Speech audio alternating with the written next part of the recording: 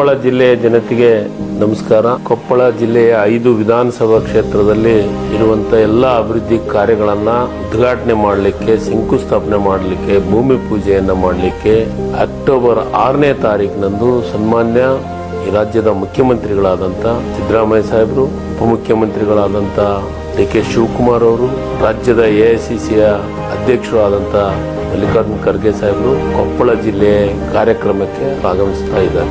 ಈ ಜಿಲ್ಲೆಯಲ್ಲಿರುವಂತಹ ಎಲ್ಲ ಅಭಿವೃದ್ಧಿ ಕಾಮಗಾರಿಗಳನ್ನ ಲೋಕಾರ್ಪಣೆ ಇರಬಹುದು, ಭೂಮಿ ಪೂಜೆ ಇರಬಹುದು, 5 ವಿಧಾನಸಭಾ ಕ್ಷೇತ್ರದ ಎಲ್ಲ ಕಾರ್ಯಕ್ರಮ, ಲಿಫ್ಟ್ ಇರಿಗೇಷನ್ ಇರಬಹುದು, ಮೆಡಿಕಲ್ ಕಾಲೇಜು ಮತ್ತು ರೋಡ್ಸ್ ಇರಬಹುದು, ಕೃಷಿ ಇಲಾಖೆಗೆ ಸಂಬಂಧಪಟ್ಟಂತ ಎಲ್ಲವನ್ನ ಉದ್ಘಾಟನೆ ಮಾಡಲಿಕ್ಕೆ ನೀವು ಪಾಲ್ಗೊಂಡ ಕಾರ್ಯಕ್ರಮವನ್ನು ಯಶಸ್ವಿಗೊಳಿಸಿ ಅಂತ ಕೊಪ್ಪಳ ಜಿಲ್ಲೆಯ ಜನತೆಗೆ ವತಿಯಿಂದ ನಿಮ್ಮೆಲ್ಲರನ್ನು ಕಾರ್ಯಕ್ರಮಕ್ಕೆ ಸ್ವಾಗತಿಸುತ್ತೇನೆ.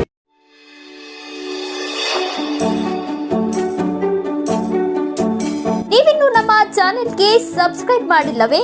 ಹಾಗಿದ್ರೆ ತಡಬೇಕೆ? ಹಿಂದೆ ಸಬ್ಸ್ಕ್ರೈಬ್ ಮಾಡಿ, ಬೆಲ್ ಐಕಾನ್ ಪ್ರೆಸ್ ಮಾಡಿ, ಶೇರ್ ಮಾಡಿ, ಕಮೆಂಟ್ ಮಾಡಿ.